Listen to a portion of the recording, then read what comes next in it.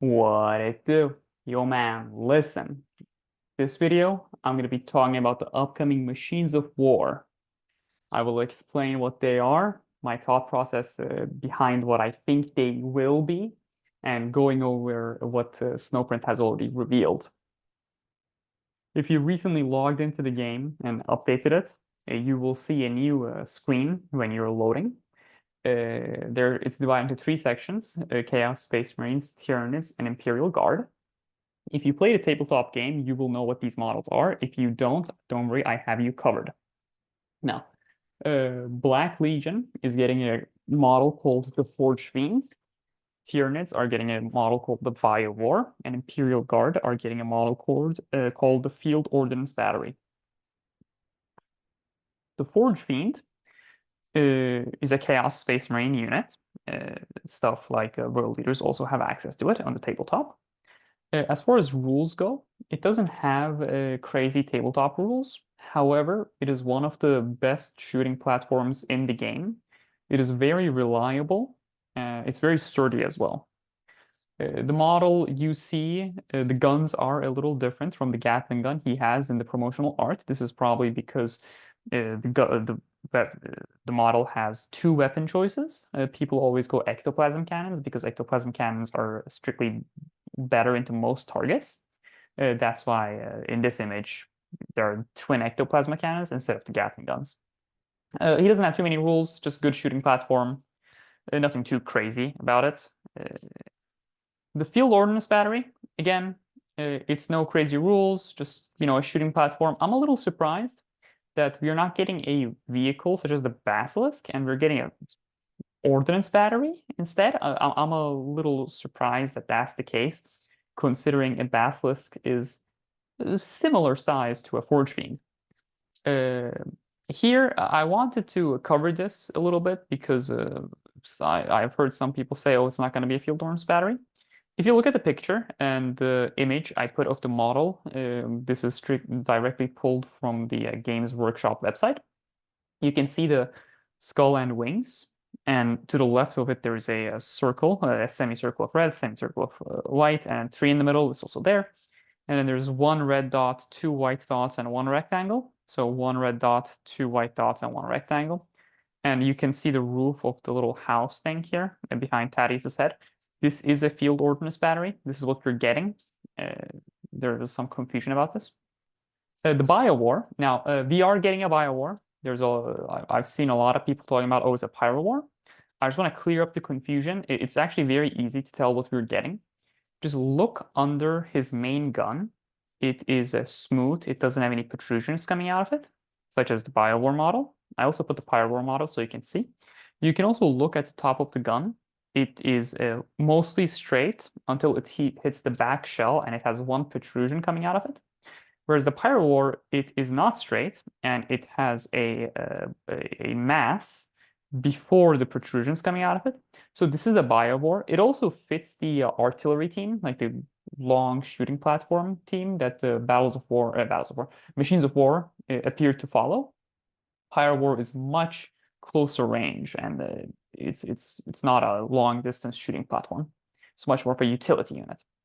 The Biowar, unlike the first two, it does actually have a special rule, which is a seed spore mines.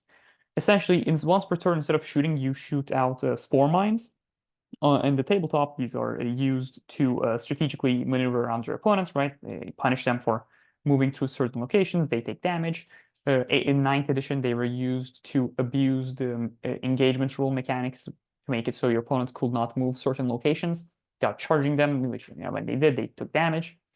So I can see this becoming a mechanic in Tacticus where you have the option to not shoot once and spawn spore mines. Perhaps they will do damage when the boss passes over them. I can see this maybe being useful against Gasful Traka. But of the three things we have seen, I am inclined to say the Forge Fiend is probably the one you want to invest in the most, because the Tyranids one you won't be able to use against the Psychic Nids, and you won't be able to use against the Screamer Killer. The Imperial Guard one you won't be able to use it against the Rogaldorn Battle Tank. but there is no Chaos Space Marine raid boss in the game. I mean, there's Mortarion, but he's not Chaos Space Marine. He's Death Guard. Those are different factions. So if you would invest in one, I will probably, personally, I plan on investing in the Forge Fiend unless there is some crazy reveal where one of the characters is completely broken. Now, one other thing I noticed, I've noticed this when I was doing a guild raid against Mortarion. When I was deploying my characters, on the bottom left-hand corner of my screen, there was a circle, and the character deployment had the Machine of War. Now, this makes me think that the Machine of War actually won't be a conventional playable unit where we deploy it on the board and like it does a thing. Um, I think it'll be a different type of mechanic. I think it'll be very similar to using a bomb where you deploy this thing and it just increases your damage. It just does damage on its own without having too many gameplay effects, or at least that's the way I think about it. Because on the right side of the screen, you will see there is a empty space here, where before it used to be covered by debris and the metal structures. So it's probably getting there and just going to shoot the boss every turn and help us. I don't think the boss will go after it. I don't think it will interact with the boss in the same way the characters do. This also makes me think about what the possibilities are for future characters. For example, when I first heard Machines of War, I just thought they were big models that were 3 hexes big, right? And you could just play with them normally. For Imperial, for Space Wolves, I was expecting a Bjorn the Fell-Handed or a Wolfen Dreadnought because those were very, those are very iconic vehicles for the Space Wolves faction. I think it will be incredibly cool. However, after looking at the 3 Machines of War that we are getting that have been revealed in the loading screen and the location of the deployment of these things, I don't want to say I'm confident, but I think it's my opinion that we are gonna get shooting platforms and not like melee beat sticks, which is an interesting thought. I'm not disappointed by this. I'm a fan. I think this is cool. I do think this will be a very interesting shakeup of the meta, and depending on like if these things have interactions and whatnot. Anyways, the Bloody Rose Discord server. I'm in it. I'm in the guild. Bloody Rose Freelancer, top 8, baby. Let's go. Super nice place. People are nice, much nicer than I am.